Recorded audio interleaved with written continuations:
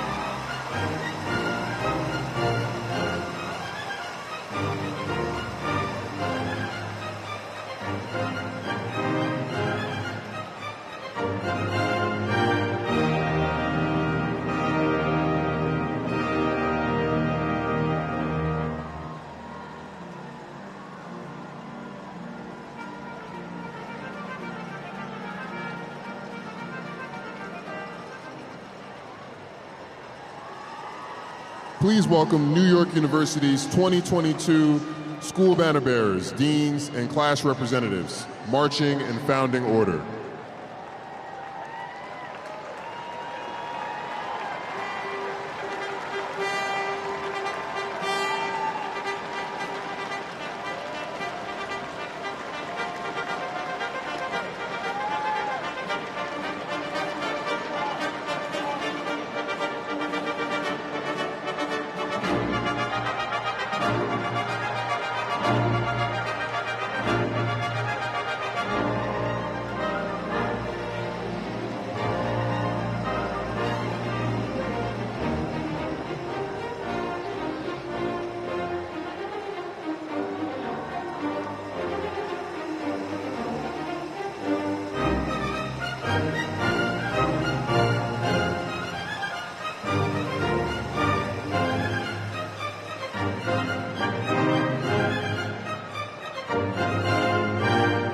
College of Arts and Science.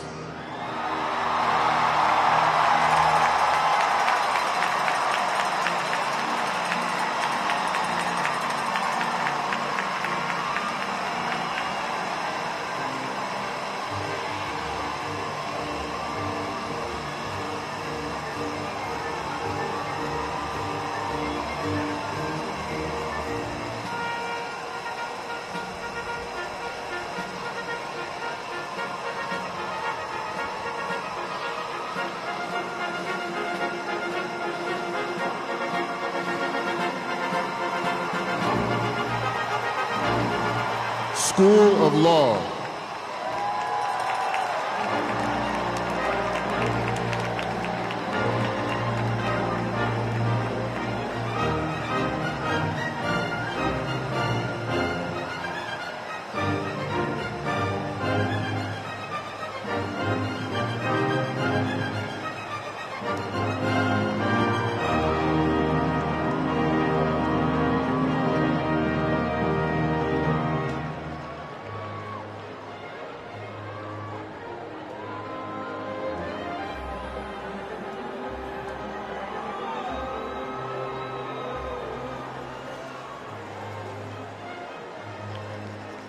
Grossman School of Medicine.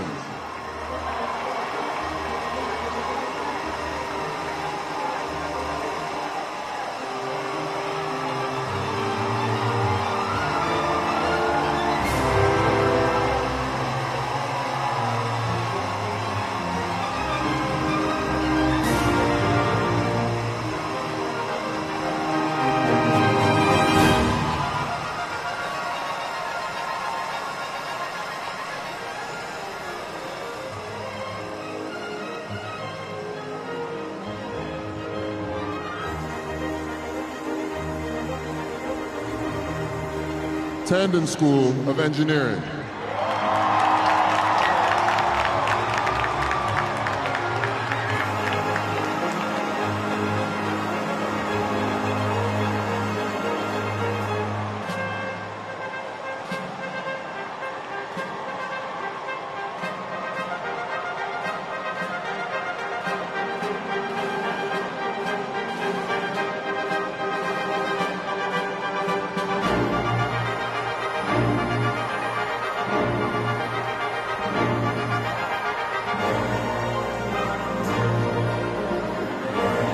College of Dentistry.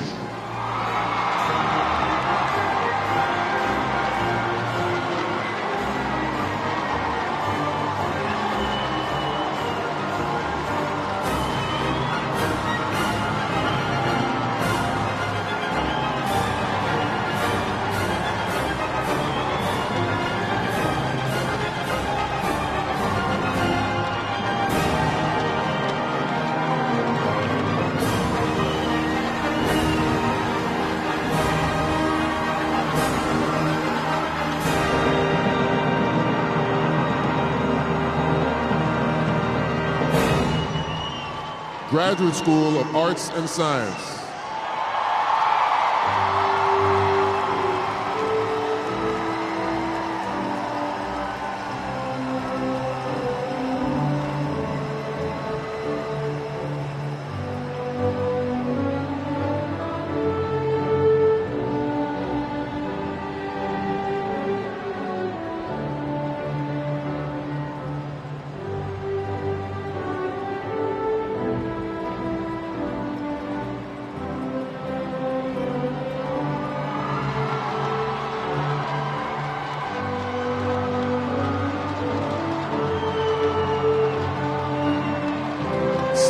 School of Culture, Education, and Human Development.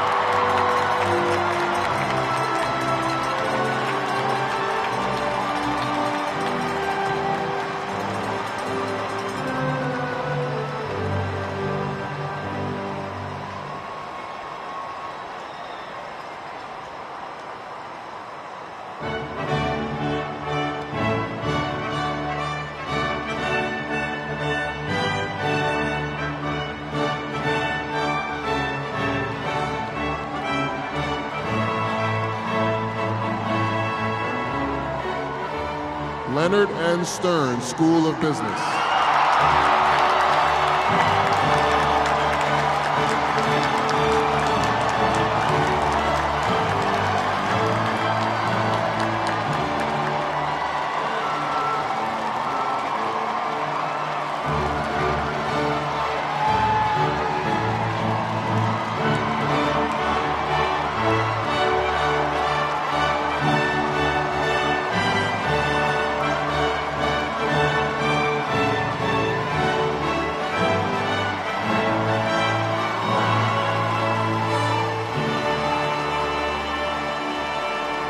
Rory Myers College of Nursing.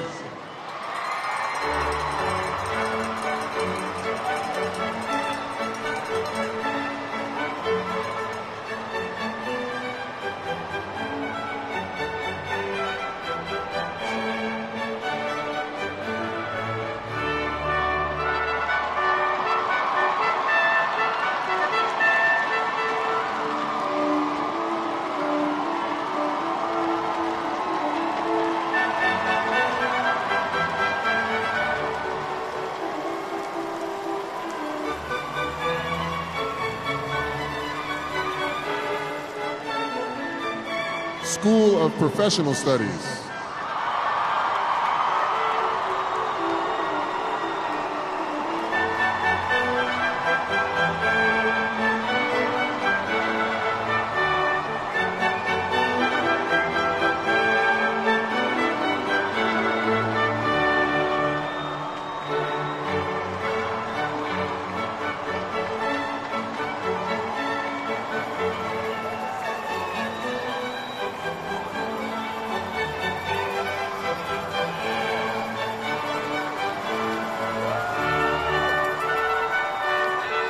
Robert F. Wagner Graduate School of Public Service.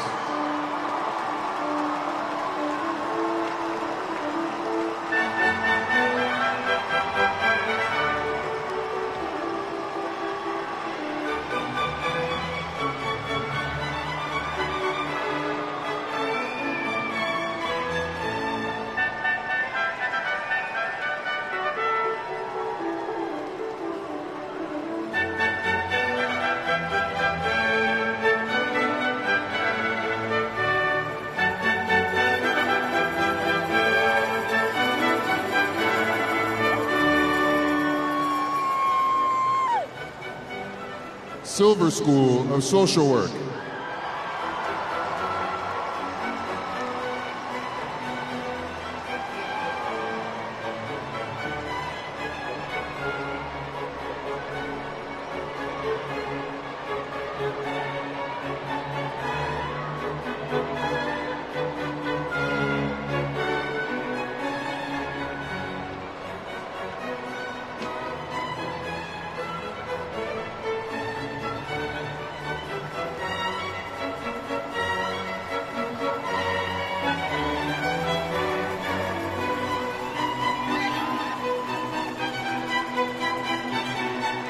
Tisch School of the Arts.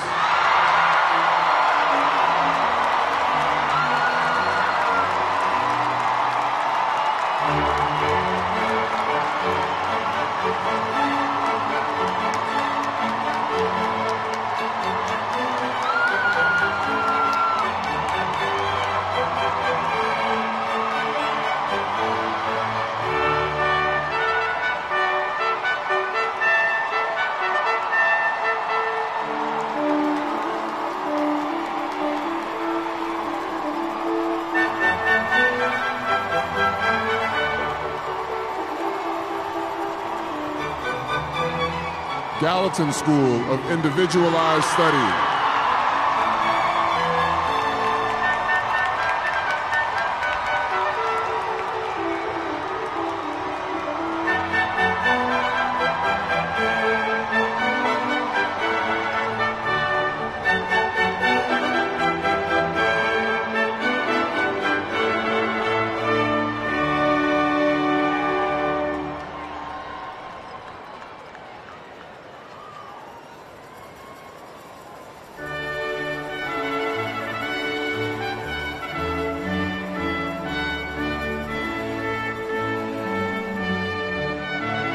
Liberal Studies.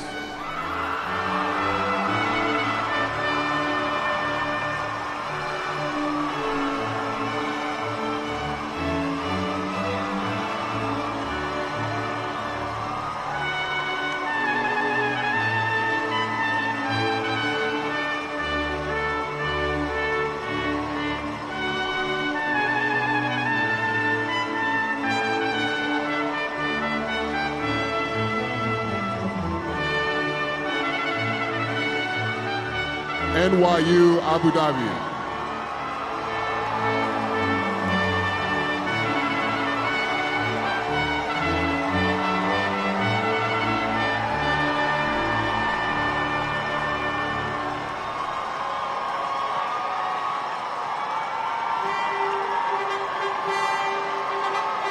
NYU, Shanghai.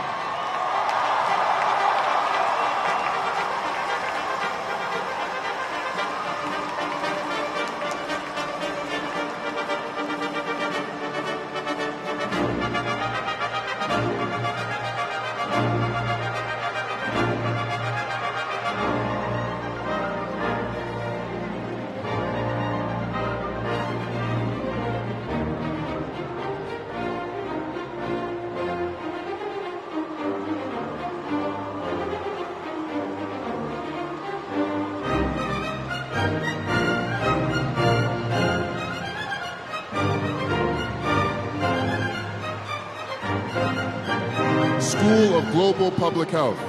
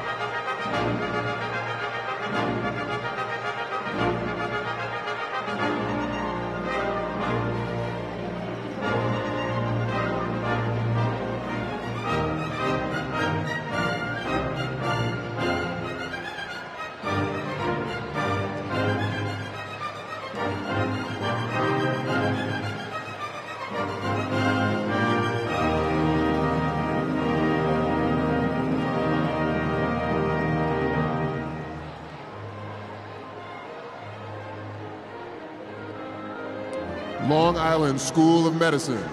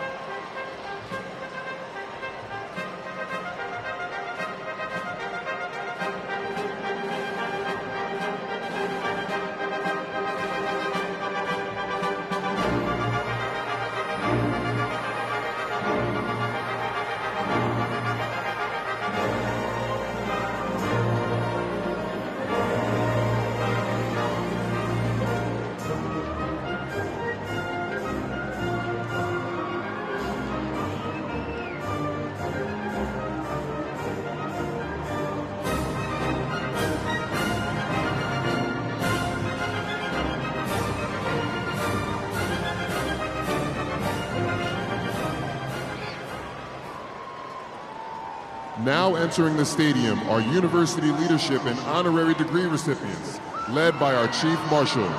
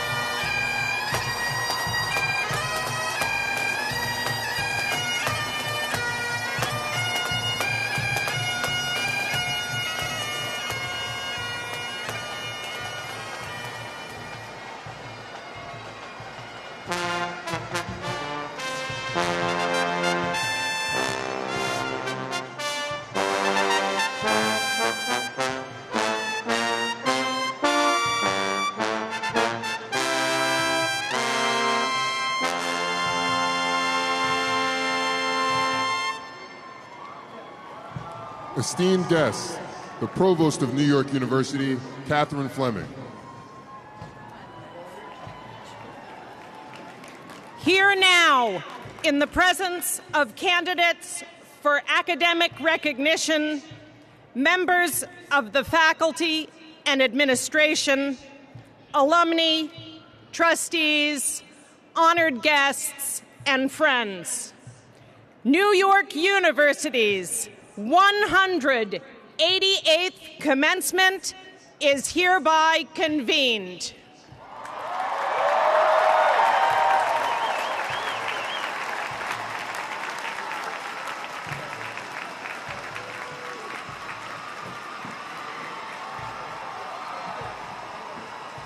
Please welcome Lisa Coleman, Senior Vice President for Global Inclusion and Strategic Innovation and Chief Diversity Officer. Hello, I'm Dr. Lisa Coleman, and my pronouns are she and her. It is a pleasure to be here with you today celebrating the class of 2022. Let us take a moment to acknowledge the indigenous peoples whose lands we occupy as we gather here in New York City across our various sites and virtually. NYU acknowledges that the university as a global institution is located on unceded lands and was founded on the erasures of indigenous peoples globally, as well as the discounted labor of many. As a community, we continue to address the legacies of settler colonialism and work to both recognize and dismantle any lingering system of exclusions or oppression. I ask you to join me in acknowledging elders and those who have come before us, ancestors, as well as the current and future generations who continue to pave the way for us to be here today, those who are known to us and unknown to us. Without these crucial global contributions, we would not be here to build on nor continue this work. We are appreciative and respectful of these foundations. Please join me in a 5-second moment of silence in honor and recognition. Thank you.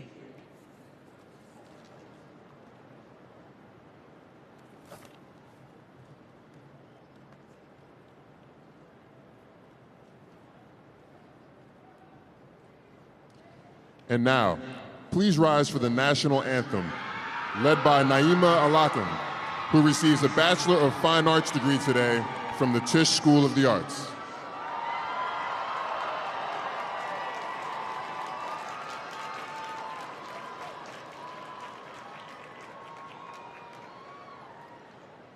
Oh, say, can you see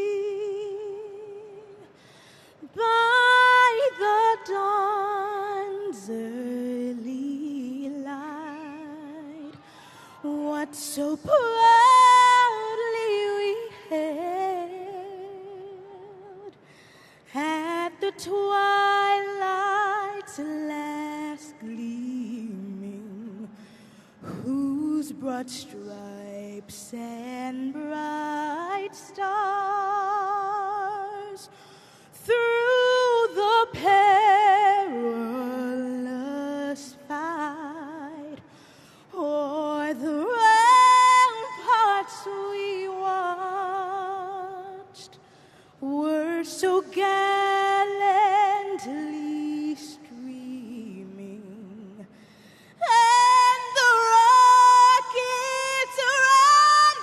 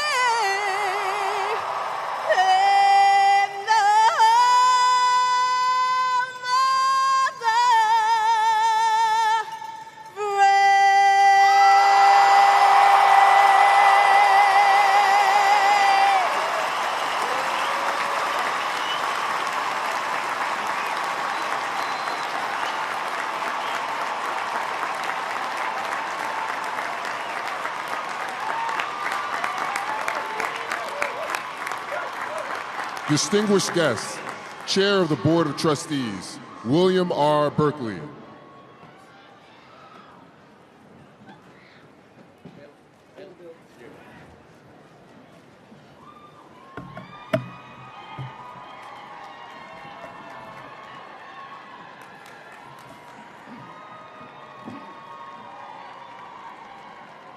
Hello, class of 2022. I'm Bill Berkeley, chairman of NYU's Board of Trustees and a proud 1966 graduate of the Stern School of Business.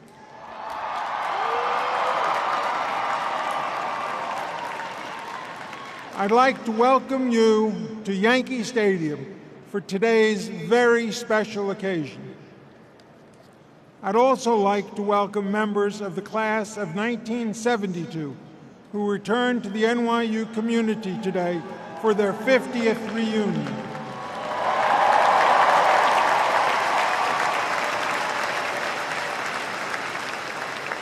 Times were a little different when I was an NYU student. The university had 5 fewer schools, just 1 study away site, and no central library, no boast. Even though many things have changed, you and I share something important in common: our connection to NYU, cemented at this very moment of graduation.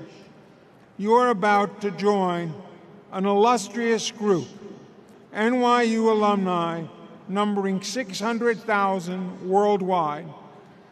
NYU's network of graduates can be a wonderful source of support and connection throughout your life. So think of this not just as the culmination of your time at NYU, but also as the beginning of a lifelong relationship with your alma mater. Class of 2022, today marks a significant, hard-earned milestone in your lives.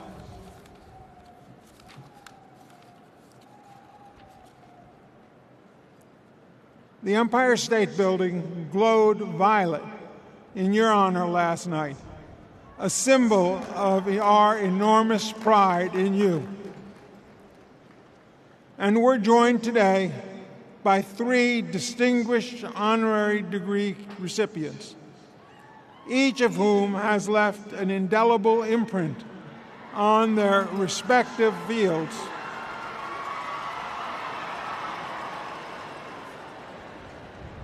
What they share in common is that they broke through barriers and charted whole new territories in science, in academic leadership, and in music.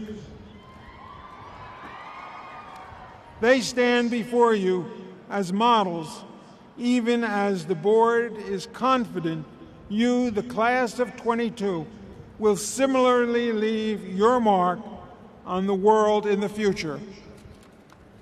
Congratulations, warm wishes, and welcome to the NYU alumni family.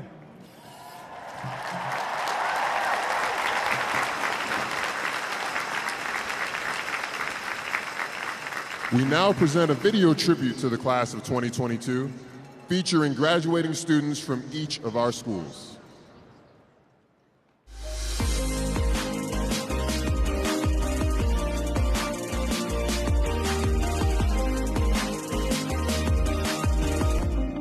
I'm graduating from NYU College of Dentistry. And I'm graduating from the NYU Grossman School of Medicine. And I'm graduating from Rory Myers College of Nursing. And I'm graduating from the Stern School of Business. And I'm graduating from the Graduate School of Arts and Science. And I'm graduating from Tandon School of Engineering. And I'm graduating from Wagner School of Public Service. And I'm graduating from the NYU Long Island School of Medicine. And I'm graduating from Steinhardt. And I am graduating from the Gallatin School of Individualized Study. And I'm graduating from NYU School of Law. And I'm graduating from the School of Liberal Studies. And I am graduating from the NYU School of Global Public Health. And I'm graduating from the Tisch School of the Arts. And I'm graduating from School of Professional Studies. And I'm graduating from the Silver School of Social Work. And I'm graduating from the College of Arts and Science. I'm graduating from NYU Shanghai. And I'm graduating from NYU Abu Dhabi. It feels great to be graduating. It feels like a long time coming, because it has been. I would say that I feel empowered because I'm going to be part of the NYU Violet community. We've been through so much together, a global pandemic, 4 years of college. There's nothing the world can throw at us now that we can't handle. So, let's get it. We're NYU graduates. My first day at NYU was wild. I felt super lost. I had heard really scary things about law school. I had just moved to New York City. I didn't know how to get around New York. I was overwhelmed by the number of people, the cars, the noises. You don't want to put the siren in the video? It's so New York. Today, leaving NYU, I feel nervous. It's kind of mixed feelings. I feel like I've been spoiled by such a diverse and warm and loving community. There's just like a lot of stuff that I'm gonna miss at NYU. I'm gonna miss the opportunity to just sit at the park and just enjoy the sun or enjoy some music. I'm gonna miss the food the most.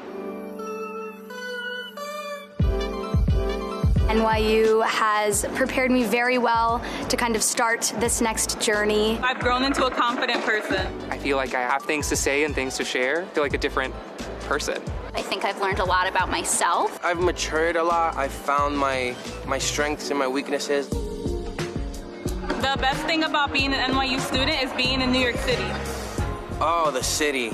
The city, the friends. You can meet anyone that you want to while you're here in New York. Being in New York City teaches you that everyone can be of some sort of help. I really was able to build my own small community here within NYU. I'm surrounded by classmates that are changing the community for the better. They're changing their field for the better. One of the best things about being an NYU student was all of the resources that we got. We got to go to shows and we got to participate in stuff in the city. What can you not do in New York? Every door is open for us here. You just have to figure out which door to walk through. I interned at a hospital. I never thought that would have been a thing that I would have done. I was part of a club called STEMinist. I was also the executive director of Hack NYU. I was able to spend an entire academic year at NYU Paris, where I was fully immersed in the French language and culture. And then during the pandemic, I was going local at NYU Shanghai. I was in Abu Dhabi for 2 weeks. We got to experience some of the most incredible parts of that city, like the Louvre. This experience really shaped my understanding of this part of the world. I studied abroad at NYU London. To be in another city completely unknown to me and actually have that NYU kind of endorsement behind me, I never felt like I was alone. I always had my NYU buddies all around. My first time going to Accra, Ghana, we met with a group of community gatekeepers and healthcare providers, and then came up with a research project to better educate people about stroke prevention. The academics here at NYU are tough. Doesn't matter what school you're in, but we made it here today. All the late nights at the library. Constant studying, constant tests. So what I would say is we get the adequate support to carry us through. All of the faculty members, they are really high professionals within the industry, and they always wanted to help you and support you in any ways that they can. Let's talk about the elephant in the room. COVID. Well, I went to med school during COVID-19, and that was a different time to be in healthcare. I think it taught us how to be strong mentally, emotionally, and physically. I think it is a testament that we can make it here in Yankee Stadium today, just to be with our loved ones, to celebrate this gigantic milestone in our lives. We made it, and I hope you have a wonderful rest of your life. No, I don't want to say that. I want to thank my talented classmates who never cease to inspire me. Go far away and continue to spread our network, but also don't be a stranger and come back. And let's stay connected. Always keeping in mind that you can achieve anything because you are the person that you are. As we look back on one of the most rewarding days of our lives, I just want to wish you all the best of luck in your future endeavors. And it's great to think that some of our best days are still ahead of us. Congratulations. Congratulations, class of 2022. Congratulations, class of 2022. Congratulations. Mabruk. Congratulations, class of 2022. We did it. Félicitations. 恭喜大家毕业. From all of us graduating from NYU New York, Congratulations to those at NYU Abu Dhabi and NYU Shanghai. आप सबको बहुत बहुत मुबारक हो. We did it! Congratulations to all the graduates. We did it.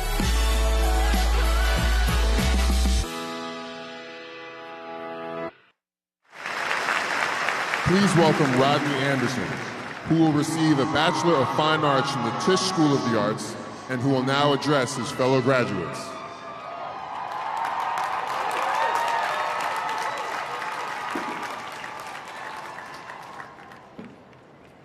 Good evening. I first want to begin by asking the class of 2022 to just take in this moment right now. Look around you and see all of your friends and family in person, here to support you on this special day. And can we make some noise for making it this far?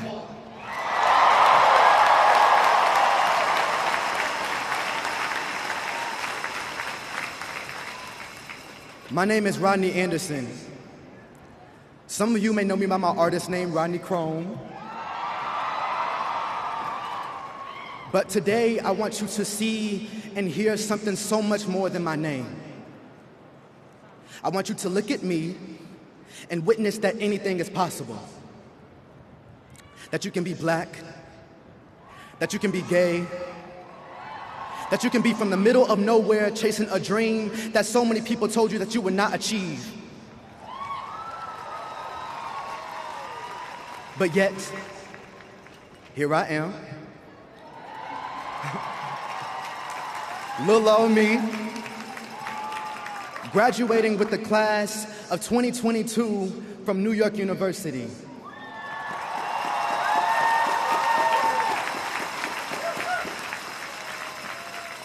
You see, I was born and raised in a small town of Little Rock, Arkansas. As a black male growing up in the hood, I didn't see possibilities outside of poverty. I didn't see someone who was creative and instead of selling drugs, they were selling art. I didn't see someone who was in my community and trying to make a change. But instead, I saw people who were just trying to survive to just make a little change. I didn't see someone who was black, who was gay, who was also unafraid of any opinion that's formed against them.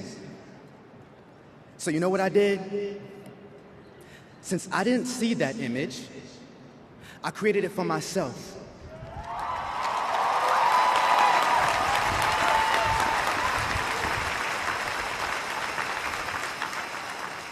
After becoming something that I did not see within my community, I realized that I cannot do this all alone. Growing up, my mother always told me that it takes a village to raise a child. And as a kid, I didn't pay any mind to what she was saying. But when I came to NYU, I finally understood how much that statement actually meant. Days when I was overwhelmed with assignments, ran out of meal swipes, so I'm asking my friends, can I borrow some of theirs? Then to also experience a global pandemic in the middle of our 4 years. I had no other choice but to lean on my village. I know some of you are sitting in this audience thinking, I don't know what my next move is or what my next job I'm about to receive or what city or country I'm gonna live in. But I'm here to tell you that it is okay to not know what the next step life has set out for you.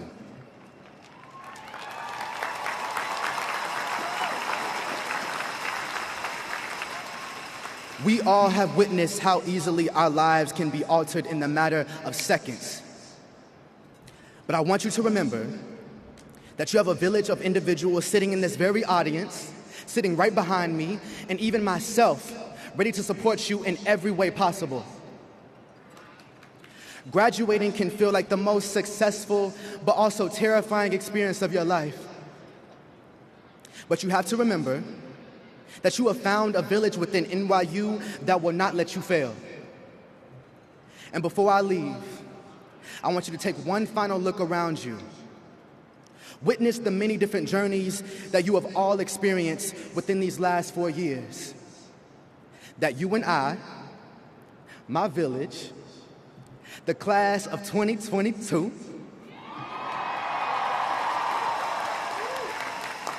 We made it. Thank you. Chrome.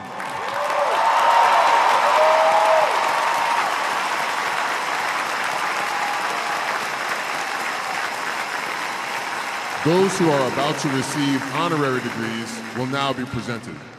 Senior Vice President Lynn Brown will call upon distinguished members of the university faculty to present the honorary degree candidates.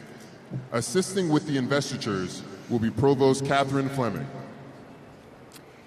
Mr. President, I would like to introduce Lynn Kiorpios, Dean of the Graduate School of Arts and Science, Collegiate Professor, Professor of Neuroscience and Psychology in the Center for Neuroscience, and Professor of Ophthalmology, Grossman School of Medicine, who will present the candidate for the Doctor of Science.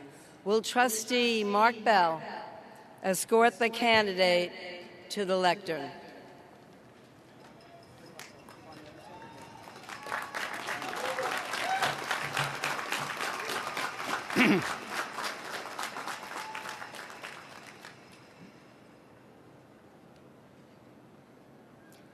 Susan Hockfield, distinguished neurobiologist, first woman and first life scientist to be president of the Massachusetts Institute of Technology.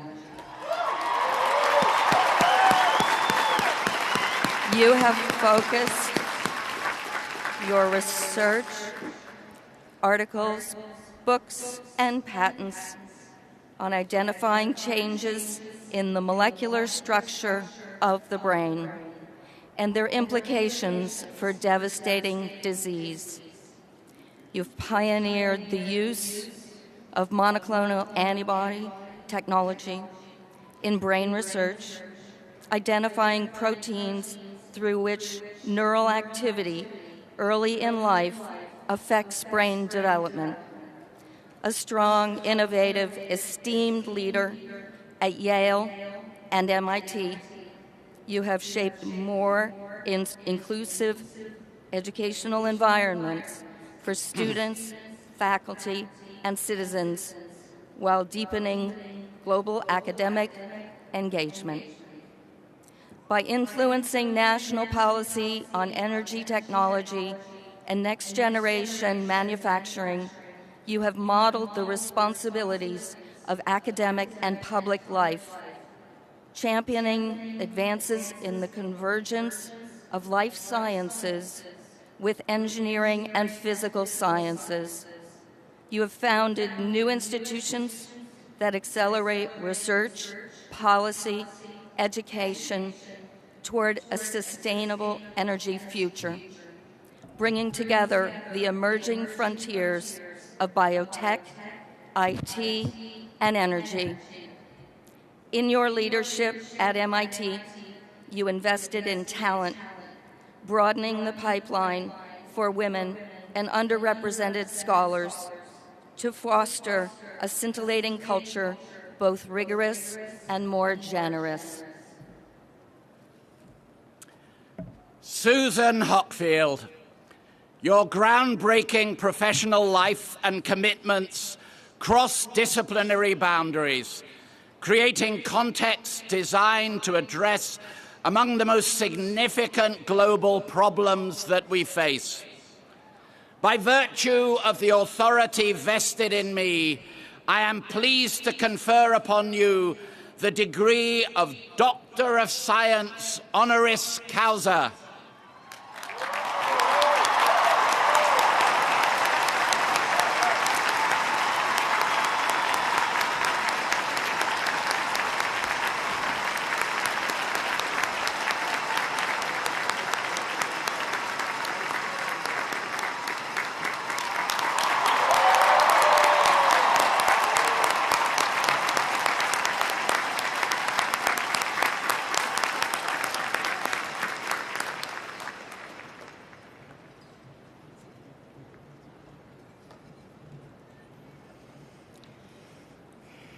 I would like to introduce Angie Kamath, Dean of the School of Professional Studies, who will present the candidate for Doctor of Humane Letters. Will Trustee Kelly Kennedy Mack please escort the candidate to the lectern?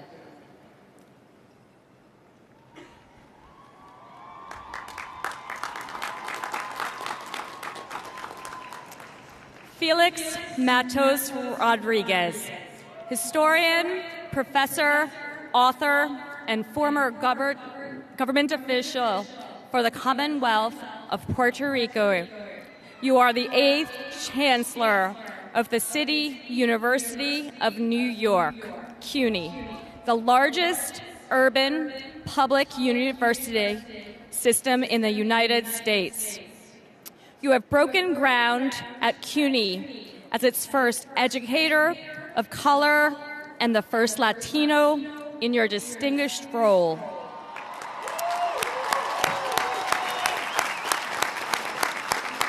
With a career that spans both the academia and government. A dedicated champion of accessibility and excellence in higher education, you are among the select few American educators to serve as president of both community and four-year colleges. During your tenure at CUNY's Eugenio Maria de Hostos Community College in the Bronx, you dramatically improved the college's retention and graduation rate for students who had not been well served by institutions of higher education. Your legacy as president of Queens College includes extraordinary success in advancing diversity. As Puerto Rico's Cabinet Secretary of the Department of Family Services, you helped protect children, families, and the elderly. Your extensive scholarship has contributed to several fields: women's studies, Puerto Rican, Caribbean, and Latino studies, and migration studies. Since 2015, you have also served on the steering committee of the Research Alliance for New York City Schools, housed at NYU Steinhardt.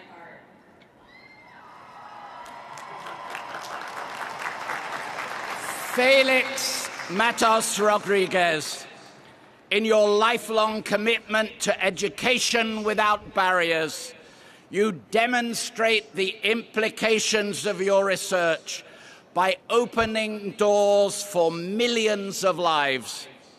By virtue of the authority vested in me, I am pleased to confer upon you the degree of Doctor of Humane Letters, honoris causa.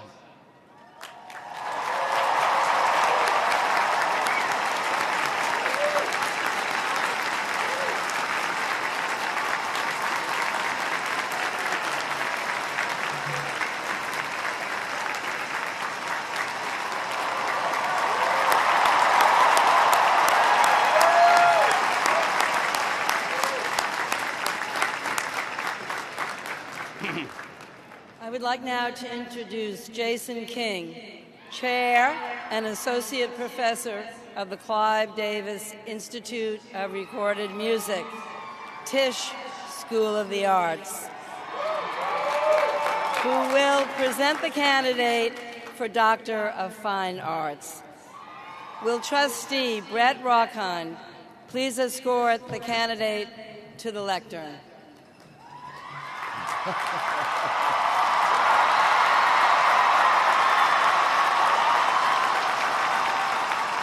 Taylor Swift, blazing singer-songwriter, producer, director, actress, pioneering and influential advocate for artists' rights, and philanthropist, you have brought joy and resolve to your hundreds of millions of fans throughout the world. One of the best-selling music artists in history, you have crossed genres, demographics, age groups, and borders of all kinds to touch lives around the globe. With 9 original studio albums, 2 re-recorded studio albums, 5 extended plays, 3 live albums, and 14 compilations. You have sold well over 100 million album units, earning awards and honors in every category.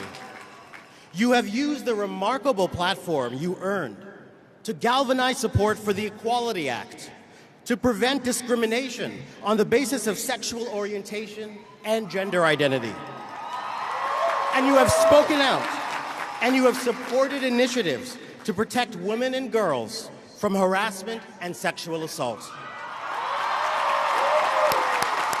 You have donated significantly to victims of floods and tornadoes, for cancer research, literacy programs for children, and public education.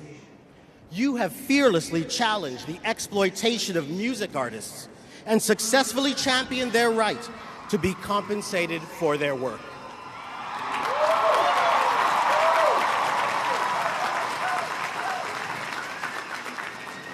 Taylor Swift.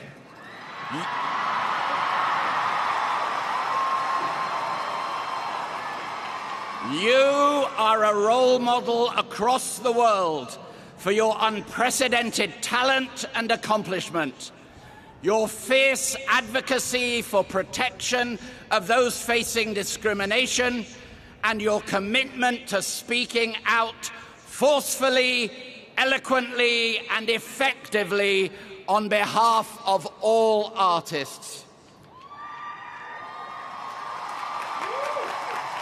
By virtue of the authority vested in me, I am pleased to confer upon you the degree of Doctor of Fine Arts, honoris causa.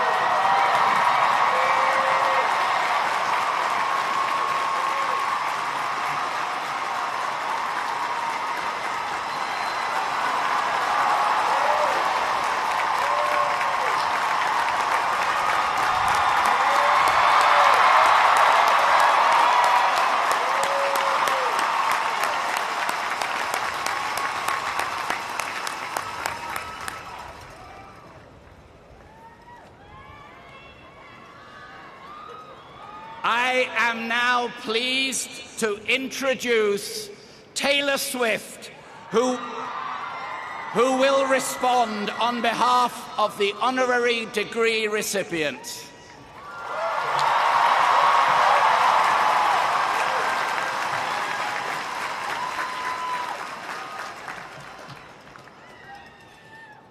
Hi, I'm Taylor.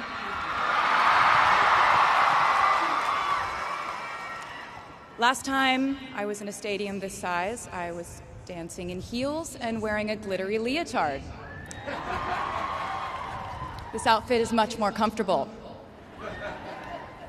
I would like to say a huge thank you to NYU's Chairman of the Board of Trustees, Bill Berkeley, and all the trustees and members of the board, NYU's President Andrew Hamilton, Provost Catherine Fleming, and the faculty and alumni here today who have made this day possible.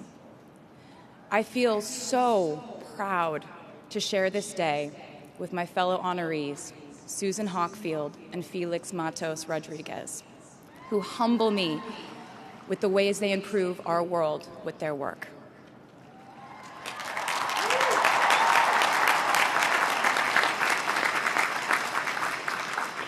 As for me, I'm 90% sure the main reason I'm here is because I have a song called 22.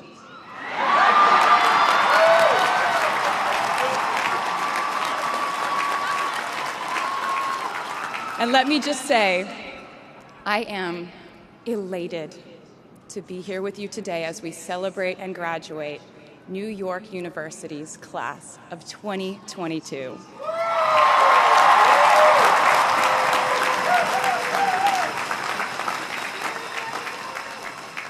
Not a single one of us here today has done it alone. We are each a patchwork quilt of those who have loved us, those who have believed in our futures, those who showed us empathy and kindness, or told us the truth, even when it wasn't easy to hear. Those who told us we could do it when there was absolutely no proof of that. Someone read stories to you and taught you to dream and offered up some moral code of right and wrong for you to try and live by. Someone tried their best to explain every concept in this insanely complex world to the child that was you as you asked a bazillion questions like, how does the moon work? And why can we eat salad but not grass? And maybe they didn't do it perfectly. No one ever can. Maybe they aren't with us anymore. In that case, I hope you'll remember them today. If they are in this stadium, I hope you'll find your own way to express your gratitude for all the steps and missteps that have led us to this common destination.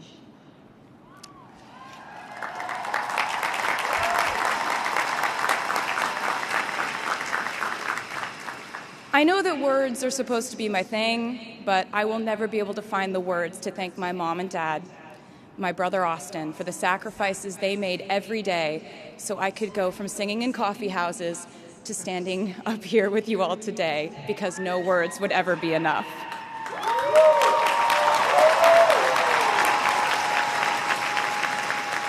To all the incredible parents, family members, mentors, teachers, allies, friends, and loved ones here today who have supported these students in their pursuit of educational enrichment, let me say to you now, welcome to New York. It's been waiting for you.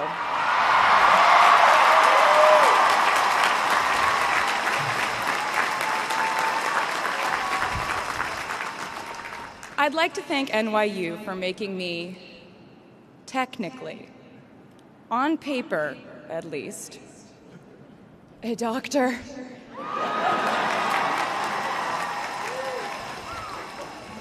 Not the type of doctor you would want around in case of an emergency.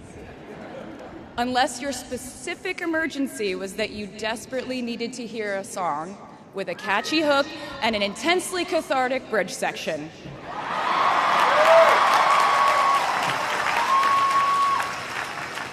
Or if your emergency was that you needed a person who can name over 50 breeds of cats in 1 minute. I never got to have a normal college experience, per se. I went to public high school until 10th grade, and then finished my education doing homeschool work on the floors of airport terminals.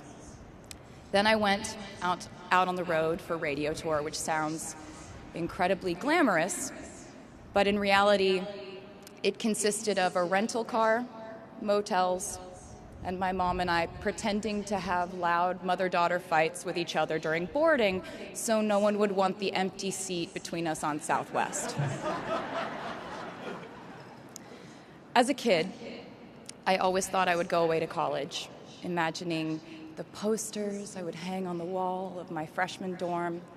I even set the ending of my music video from my song Love Story at my fantasy imaginary college, where I meet a male model reading a book on the grass, and with one single glance, we realized we had been in love in our past lives. Which is exactly what you guys all experienced at some point in the last 4 years, right?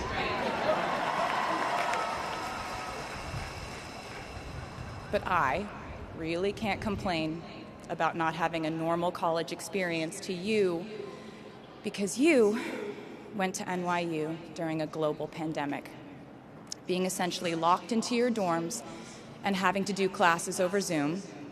Everyone in college during normal times stresses about test scores. But on top of that, you also had to pass like 1,000 COVID tests. I imagine the idea of a normal college experience was all you wanted too. But in this case, you and I both learned that you don't always get all the things in the bag that you selected from the menu in the delivery service that is life. You get what you get. And as I would like to say to you, wholeheartedly, you should be very proud of what you've done with it. Today, you leave New York University and then go out into the world searching what's next. And so will I.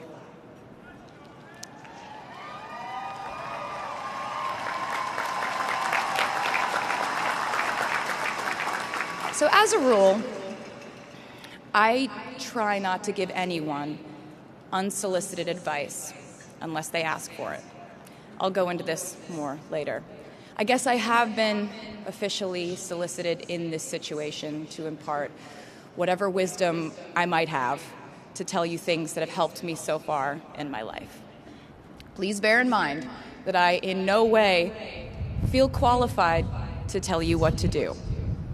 You've worked and struggled and sacrificed and studied and dreamed your way here today. And so you know what you're doing. You'll do things differently than I did them and for different reasons. So I won't tell you what to do because no one likes that.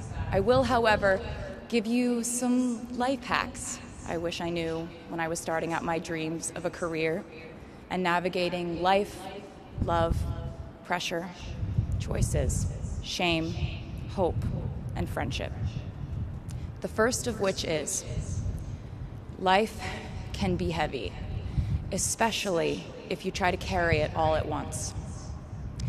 Part of growing up and moving into new chapters of your life is about catch and release. What I mean by that is knowing what things to keep and what things to release. You can't carry all things, all grudges, all updates on your ex, all enviable promotions your school bully got at the hedge fund his uncle started. Decide what is yours to hold and let the rest go. Oftentimes, the good things in your life are lighter anyway, so there's more room for them. One toxic relationship can outweigh so many wonderful, simple joys. You get to pick what your life has time and room for. Be discerning. Secondly, learn to live alongside cringe. No matter how hard you try to avoid being cringe, you will look back on your life and cringe retrospectively.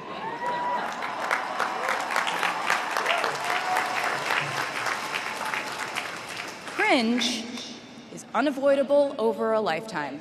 Even the term cringe might someday be deemed cringe. I promise you, you're probably doing or wearing something right now that you will look back on later and find revolting and hilarious. You can't avoid it, so don't try to.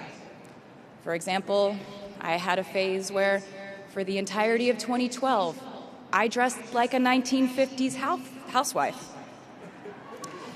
But you know what? I was having fun. Trends and phases are fun. Looking back and laughing is fun.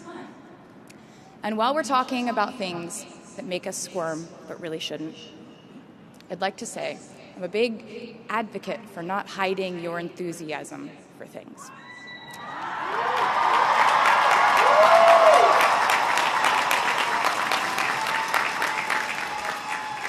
It seems to me that there is a false stigma around eagerness in our culture of unbothered ambivalence. This outlook perpetuates the idea that it's not cool to want it, that people who don't try are fundamentally more chic than people who do. And I wouldn't know because I've been a lot of things, but I've never been an expert on chic, but I'm the one who's up here, so you have to listen to me when I say this. Never be ashamed of trying. Effortlessness is a myth. The people who wanted it the least were the ones I wanted to date and be friends with in high school.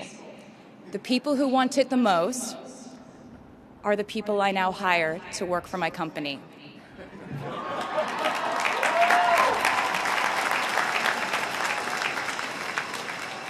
I started writing songs when I was 12, and since then, it's been the compass guiding my life, and in turn, my life guided my writing. Everything I do is just an extension of my writing, whether it's directing videos or a short film, creating the visuals for a tour, or standing on a stage performing. Everything is connected by my love of the craft, the thrill of working through ideas and narrowing them down and polishing it all up in the end, editing, waking up in the middle of the night, throwing out the old idea because you just thought of a newer, better one, or a plot device that ties the whole thing together. There's a reason they call it a hook. Sometimes a string of words just ensnares me, and I can't focus on anything until it's been recorded or written down. As a songwriter, I've never been able to sit still or stay in one creative place for too long. I've made and released 11 albums, and in the process, I've switched genre from country to pop to alternative to folk. And this might sound like a very songwriter-centric line of discussion, but in a way, I really do think we are all writers. And most of us write in a different voice for different situations. You write differently in your Instagram stories than you do your senior thesis. You send a different type of email to your boss than you do your best friend from home.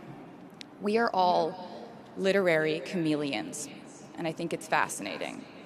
It's just a continuation of the idea that we are so many things all the time. And I know it can be really overwhelming figuring out who to be and when, who you are now, and how to act in order to get where you want to go. I have some good news.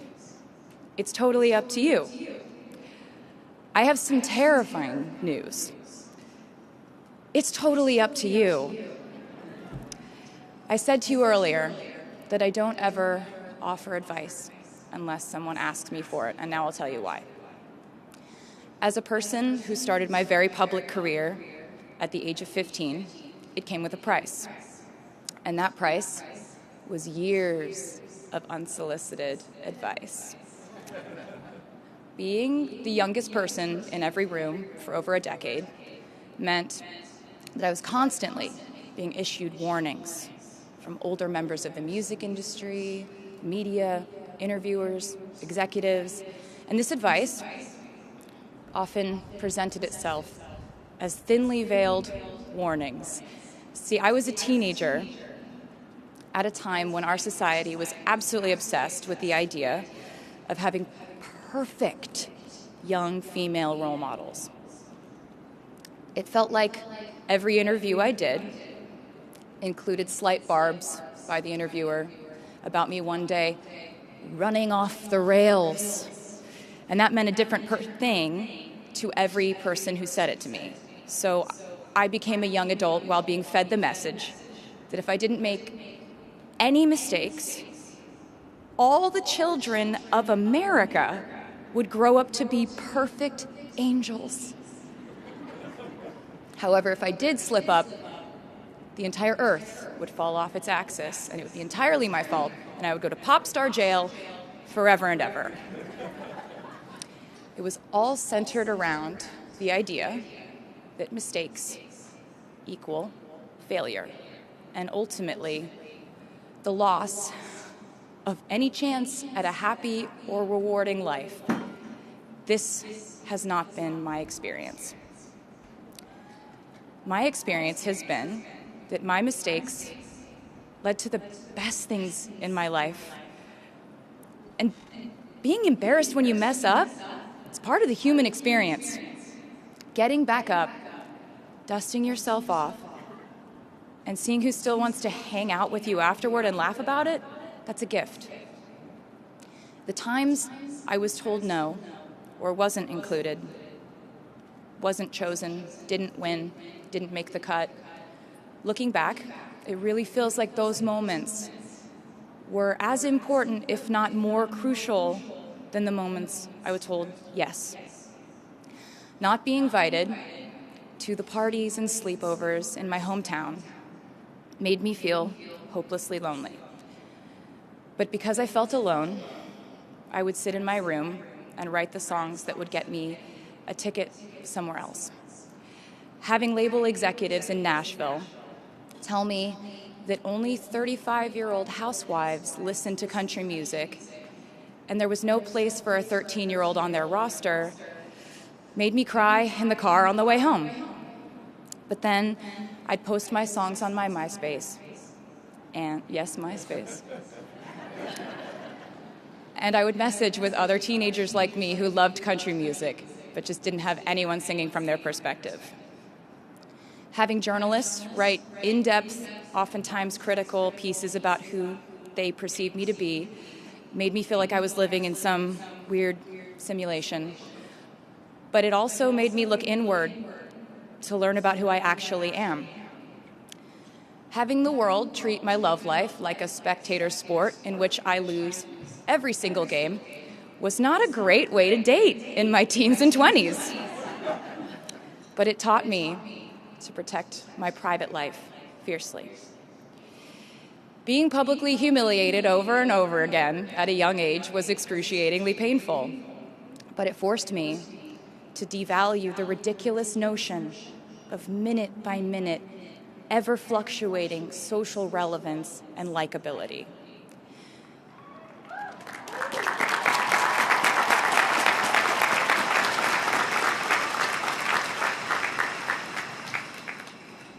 Getting canceled on the internet and nearly losing my career gave me an excellent knowledge of all the types of wine.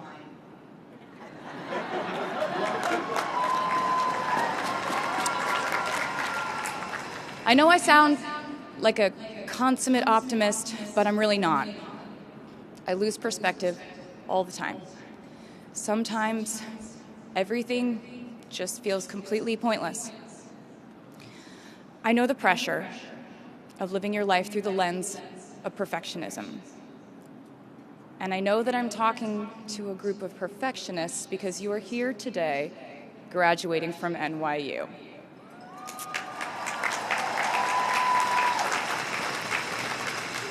So this might be hard for you to hear.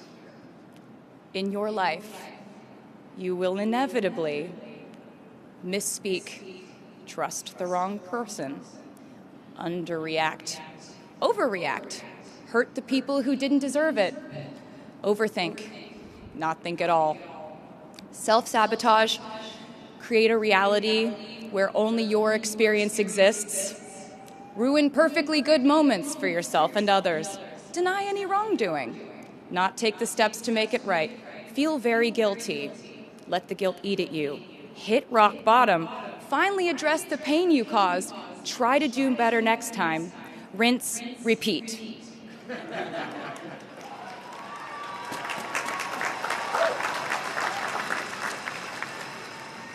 And I'm not going to lie. These mistakes will cause you to lose things. I'm trying to tell you that losing things doesn't just mean losing. A lot of the time, when we lose things, we gain things too.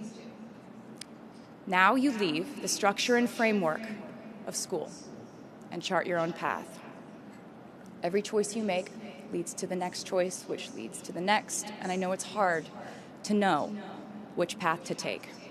There will be times in life where you need to stand up for yourself, times when the right thing is actually to back down and apologize, times when the right thing is to fight, times when the right thing is to turn and run, times to hold on with all you have, and times to let go with grace. Sometimes the right thing to do is to throw out the old schools of thought in the name of progress and reform. Sometimes the right thing to do is to sit and listen to the wisdom of those who have come before us. How will you know what the right choice is in these crucial moments? You won't. How do I give advice to this many people about their life choices? I won't. The scary news is you're on your own now. But the cool news is you're on your own now.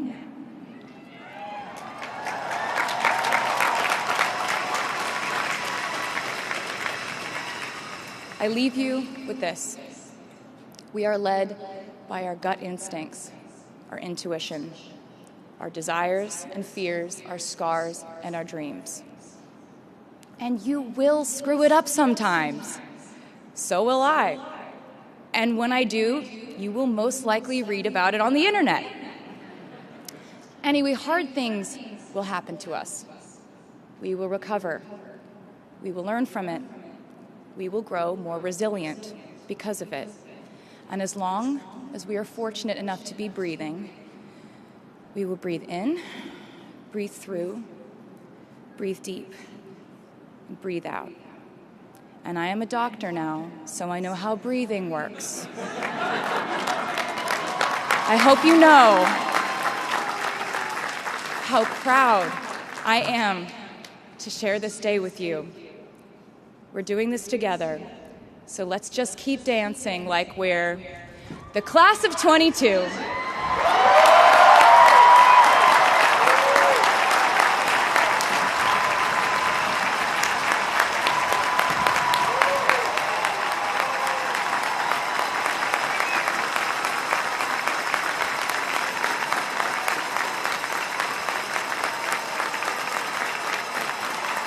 Please welcome the Steinhardt Singers with a tribute to New York City and the class of 2022.